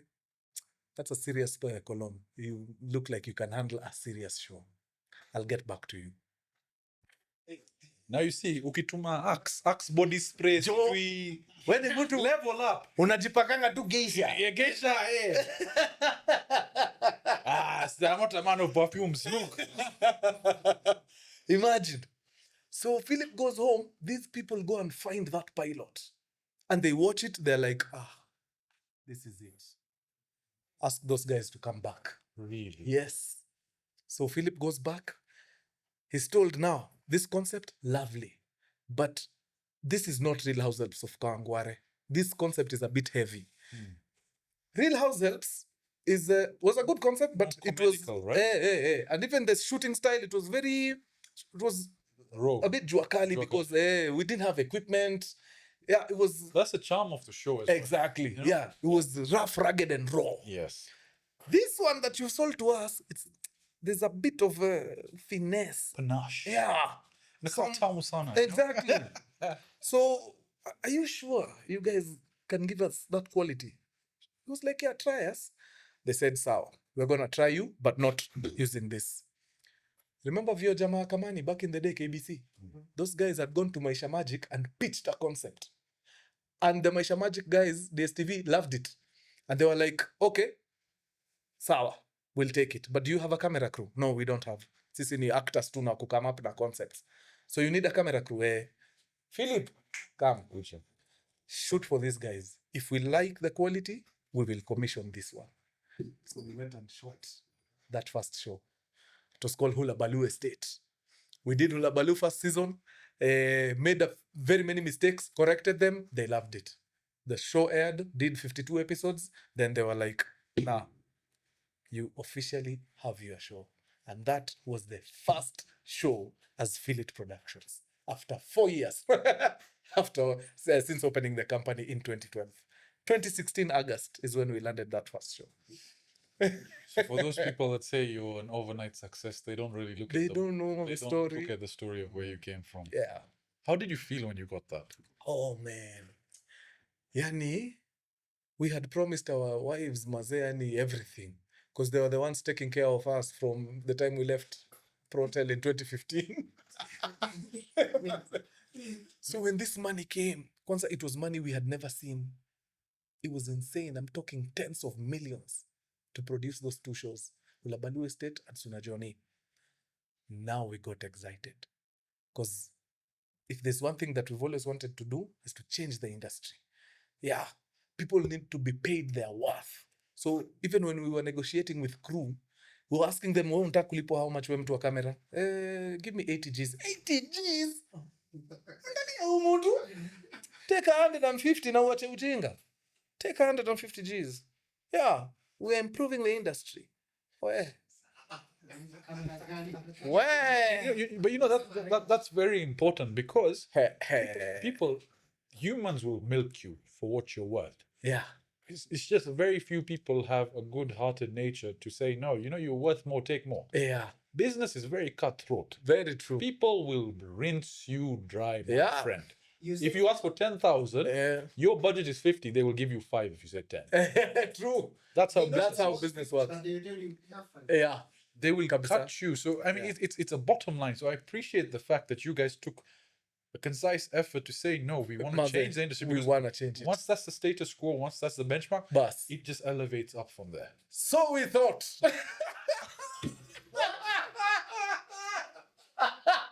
What do you mean? That was fine. Hey, this thing has many twists and turns, man. Where? Bro, we had sat down with Philip and decided, see, these mothers, these women, these ladies have taken care of us for months. Wacha waendelee kutuchunga tu for another 4 months. We do these shows and finish. We won't pay ourselves a single dime. Then after the shows are done, whatever remains, we split half. We chukua milioni zako, mimi chukua milioni zangu, tukutane Maldives. So you thought. So we thought. So Maze, the plan was we finish everything, don't pay ourselves. Twende Maldives. After the show, tugawane pesa kila mtu Maldives. Bro, by the time we were done, tulikuwa kwa deni ya 5M. We had overshot the budget na 5 million bob. How? So not only did we have not salaries, we were in debt. Buddha, that meant another 3, 4, 5 months of kusota tena. So that it meant kusota now rolling over into 2017 first quarter. Man, we were depressed. Tulifika mwisho. Ebu imagine mumekuwa na project ya multi-million shilling project. Then at the end of everything, you have nothing. And not only don't you have nothing, muko na deni. 5M. Man, kama tuku quit your time, enye we are here for the long haul. I have a question. Yes. So we're going to 5 then. Yes. What is the plan? Yeah, Bro. what is the plan? When a deni ya 5M, how do you get out of that? Buddha, I called people I hadn't talked to in 15 years. Someone I was with in high school. His name is Solo. I think I called Solo and Aleki. Those two gentlemen, I had never talked to them since high school in 2004. At this time, tuko 2017. So that's what, 13 years? I called Solo and Aleki, Maze, and I told them, Bana, I done messed up. So we have this big contract. We overshot the budget. Maze, we are looking for 5M. Aleki and Solo told me, bro, we haven't spoken in like 13 years, man. But I don't know, something deep within tells me that you can't just call me after 13 years to con me. Correct. Yeah. Yeah, there must be a reason. There must be a reason. So I'm going to give you 2 mic. Look for the rest. Yeah. You know they have one. No, Random. I was just shooting in the dark. Na hata wewe unawezi unipatia Bitcoin moja. Maze, man, he wired 2 million bob. Maze nikaenda tukasort deni kiasi. And because of that 2 million bob, everyone mwenye alikuwa natudai akaona yenyewe, these guys are really trying. They told us, we know you are going to be recommissioned. We know. That show is fire. Ni sawa. Pay us once you are recommissioned. Maze, they called us to recommission. I think I cried. They called us and told us, Maze, for this Suna Johnny gig, we gave you 4 seasons last time. Yeah. This time, give us 6 seasons. Those are 78 episodes. Oh my God. Maze, we paid everyone, but now we had to do the grown-up thing and call our crew people again and sit them down and tell them, Maze, guys, makosa ni yetu. So that yeah. Yeah, makosa ni yetu. Hii gani nimeelewa kwa nini ulikuwa unaitisha 80.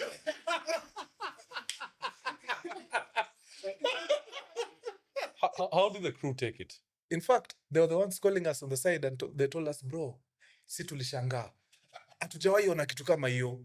So we kind of expected it. Tulijua mtakam tena. Juu, hakuna production ishairan hivyo. So the fact that mulikuwa mumenini hivyo, we knew for a fact hapa itawaramba at some point. So we are very okay. We wacha tupatie ile tutaweza. Wacha tufanye job. Manze, they were Which is gracious. again, I guess in a way it says how much they respect you, Exactly. Philip, because you guys it must be an environment where they want to thrive and work. Those guys, we have them to date. Wako na sisi pale. Now it's been tangu 2016 is What is it? the 9th year. Yeah? 9th year. And Yeah, you've manze. won 6 awards at Kalasha Awards Yes. 2022 using this production. Manze. Tell me, so then you went from TV, did you go into film then? Oh, nice. So we did TV 2016, 2017, 2018, 2019. These are the 4 seasons, 5 seasons. 6 Yes. So, hey, kwanza Suna Johnny was recommissioned. So 4 seasons ya kwanza, the next one was 7 seasons, then another 4 seasons, and another 4 seasons. Yeah. Then tukafungia hiyo story. Did Mkurugenzi start in somewhere between there? Or No. Bado. Okay. So between 2016 and 2020, we have done Ulabalu Estate, the show for your Jamakamani guys. We have done Suna Johnny, this one that got us into trouble. We did a show called My Empress in 2019. Then in 2020, we did a stupid show called Undercover. Nonsense! Don't waste time watching that. I think it's stupid.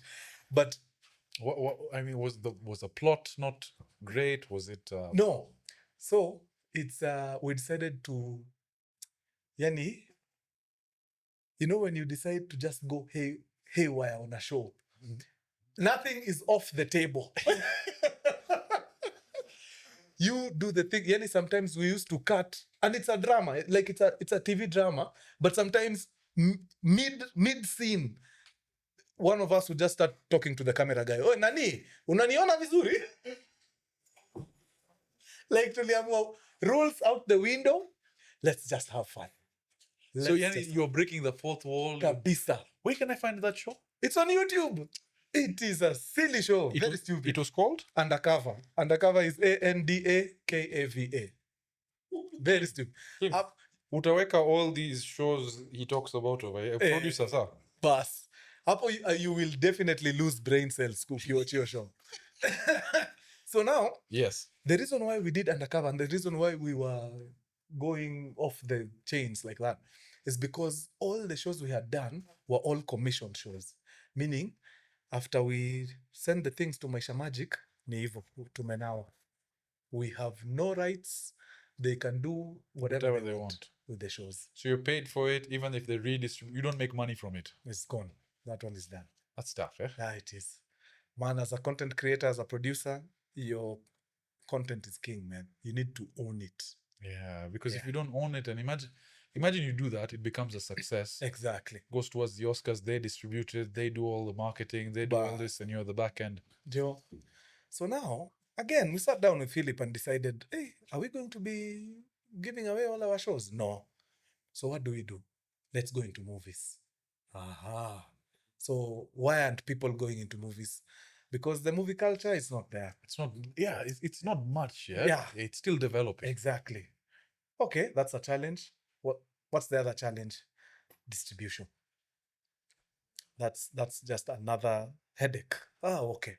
So if we build a culture and we figure out distribution, we're in the monies. We're in the mandals. We're good. So let's start with the culture. The distribution, we'll figure it out. So how do we do it?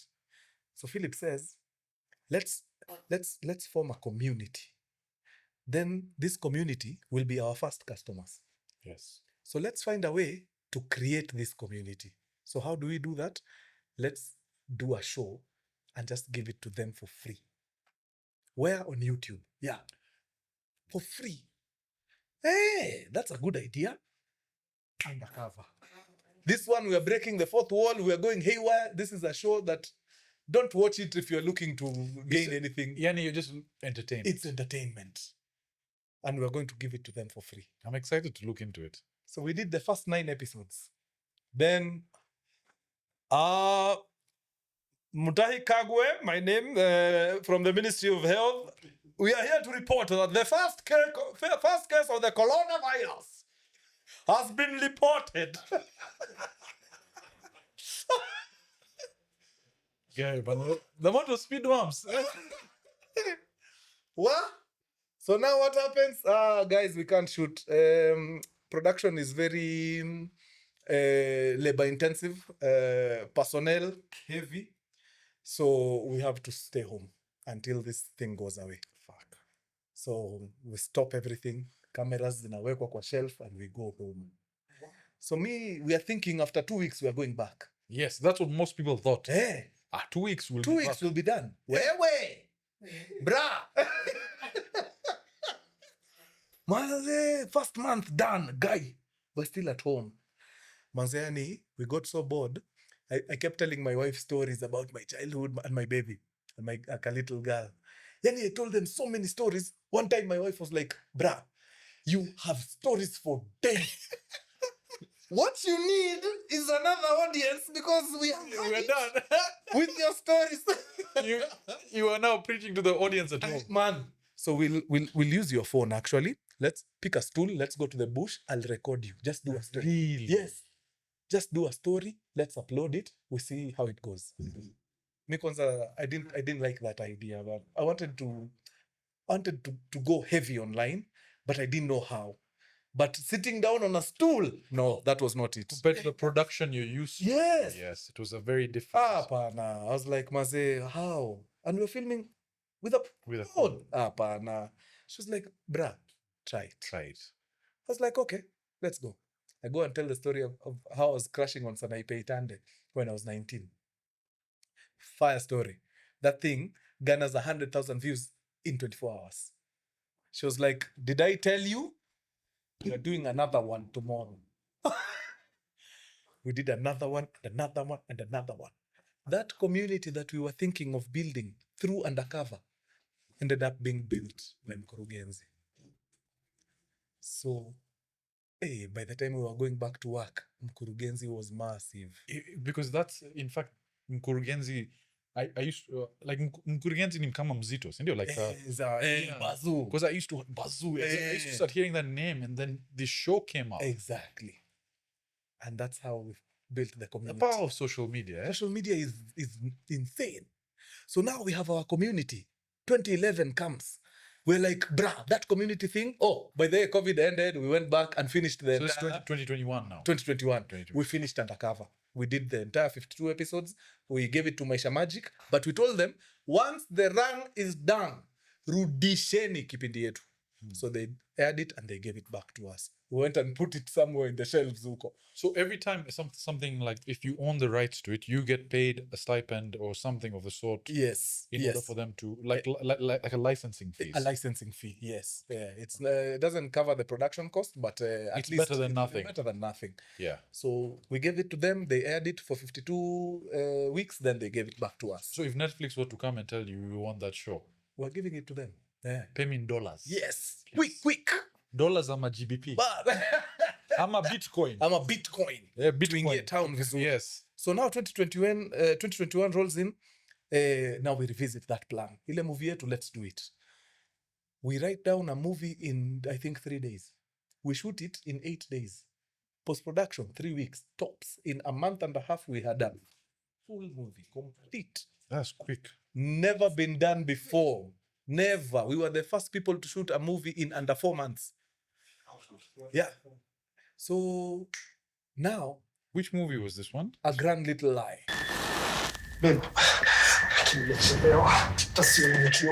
Ulikuwa unashinda ukisakol kalenda ya kazi gani basi kawezi kumbuka? Of course nakumbuka anniversary yetu. Within those 2 hours ka utakuwa umerudi hapa. Hii nyumba itageuka kichinjio. Yes. Called A Grand Little Lie. Yes. And then click, bang, bang. And then followed. click, bang, came Yes. later.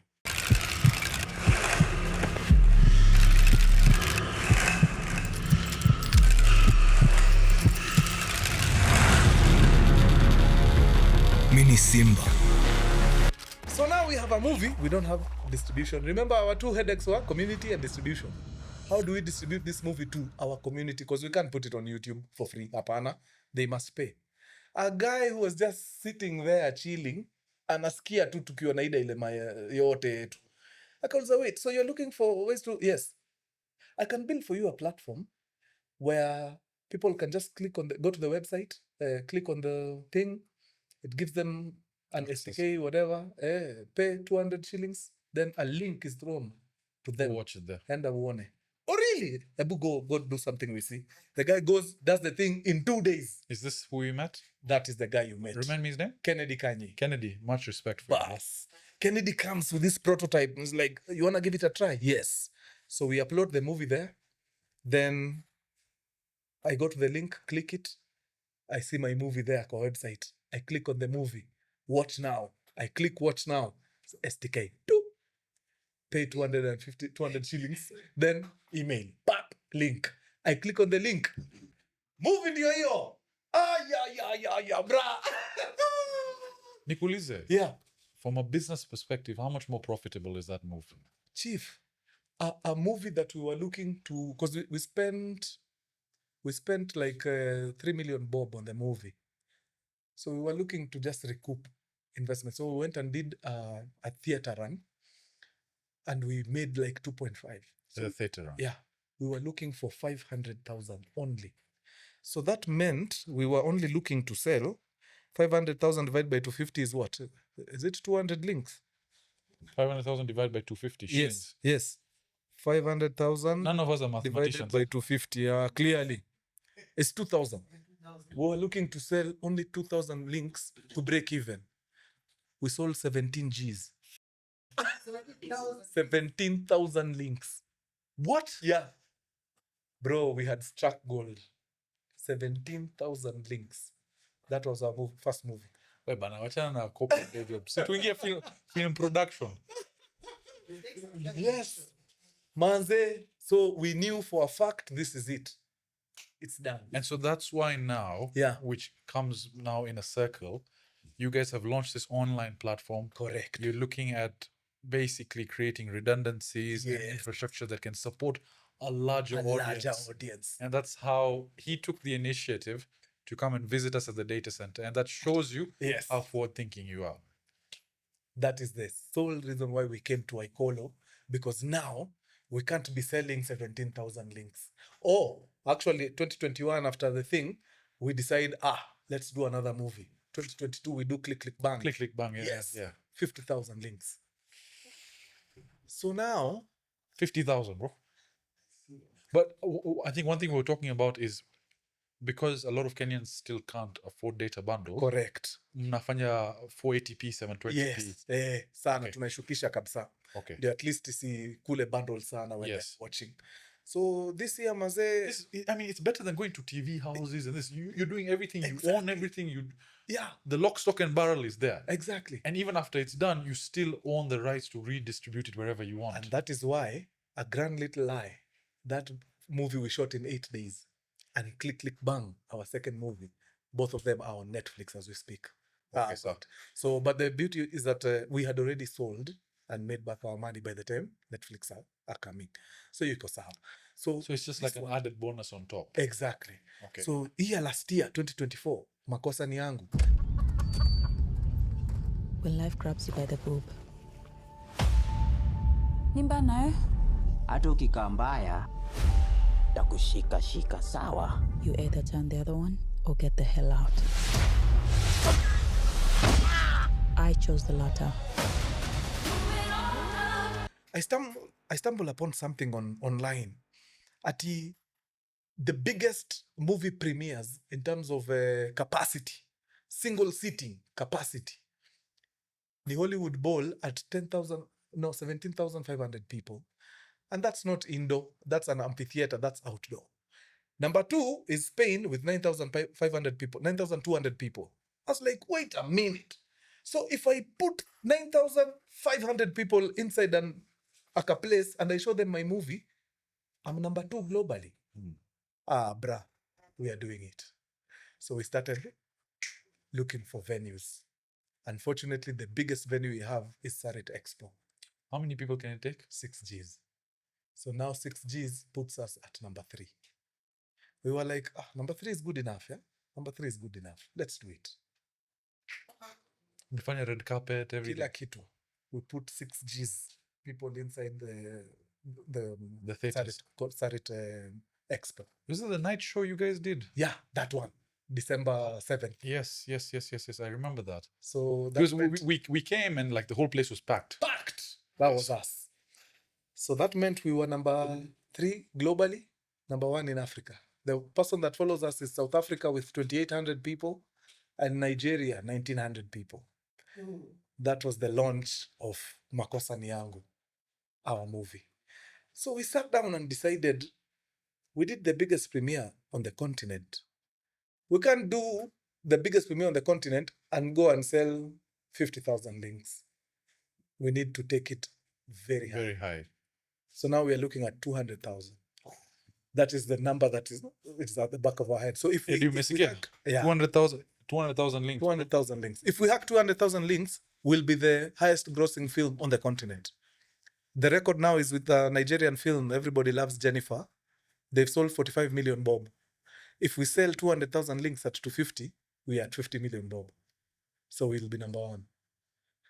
Yeah, I think that's where possible. we are. I think that's possible. And it's that's why I love doing this podcast. And there was a comment in the previous one I did with Tim Jiru, who was part of Club Kibo. Yes, team. Oh, man. Someone commented is that Sajid is doing this podcast for selfish reasons, but he's just kind enough to expose us to there, which is very true, because I love stories of people going through a ton of shit and eventually coming out at the top. Very true. You've come from very humble beginnings. You were persistent. Yeah. You never took no for an answer. Yeah. And you're here. And so Mashallah. for me, that's very positive, because there are a lot of times where I think each of us has gone through moments where we doubt ourselves. Very true. But that's when you know you're doing the right thing. Oh, man. That's when you push through, right? Kabisa. So 100. So tell me what the future is looking like now for you. Oh, good. We've got the movie premiere. Yes. Are we doing a game? Are we doing a movie? Russia, Chuti, Sajid and Abel. Tunafanya nini? Alafu tuko na anime. Anime. We have anime. Bro, that's one thing we were talking about. Yes. Is there's so many rich stories in our Kenyan culture. We were talking about, imagine making Maji Maji Rebellion a game. Correct. Where you used to drink that special water and then you can't get shot by bullets. Manze. Doing 3 camps. We should do that thing. You know, like anime stories about Maasai gods and this and that. Manze. Si utaona? Unaona Naruto hapo. See, you can go Masai Mara, you see those stories. Actually, I was looking at a booklet from the Kenya National Museums. Yes. The National Museums of Kenya. They have a whole booklet of Kenyan superheroes. Yes. There are more than 20. Yeah, Every tribe has their person. Yeah, there's a Masai superhero, there's a Mijikenda superhero, there's a Kikuyu. See, that's an exhibition at the end over there, Sindio. Yeah. I was shocked, man. 80% of those guys I didn't know. Me, I only knew of Akina, naitwaje huyu wa Shadow, the Luo guy. What's the Luo guy? Let's see if I have those pictures here. Luanda Magere. Do I have these pictures? I remember taking pictures because they were like Masai superheroes that posted them up. Hey, that was like... It was looking nice. Sana. Sa hiyo booklet niko nayo mahali kwa keja ndaitafuta. Hapana, see. I'm just seeing nudes. No. No, it's not here. It's not here. Yeah, but they're there. I think artistic folks like yourself are a blessing to us, because you put Kenya on the map culturally. Oh, thanks. Man. You let our stories be seen internationally, and these kind of platforms that you're doing just take our content beyond the borders of Kenya. Yeah. So in a way, you are a Kenyan for Kenyan, pushing Kenyan content, and I really appreciate you doing that. That's what's up, man. More than that, you're such an awesome person to be around. Oh, I mean, can we clap for? Like, serious. Imagine a superstar like him. Normally wako na kichwa. Sasa hii chutia nataka nini? What do you want? But I'm very happy to see you're just a humble person. Anytime, you still have that same. It's like you're still grinding. And you're happy to support other people. Me, first of all, I am a huge fan. After Eric told me about you, nilienda nikaangalia CoffeePump. Hey, bana. Jamako sawa huyu, man. Good stuff. Keep Thank doing what you Means do. a lot. Means Yeah, it is not in vain. So maybe now a full circle moment is me and him in a film together in the future. In the future. Utanunua Why ticket, not? Lakini yetu Eh. itakuwa 500 bob, si 250. But anime pia lazima tutafanya. Tutafanya. The only thing na anime naulizaga ni kwa nini wasichana lazima wamon wakiongea? You must be the bad girl. Put your gun down. You're fun day.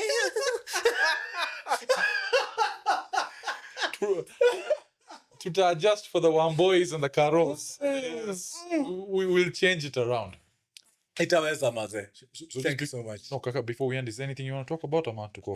So if anyone wants to watch the movie, you can catch it at www.philit.tv. We'll put all the links here. Bus. All the links. Kim, umesikia? Usisahau. Big. Yeah. We have a target. Our target is 200,000 links.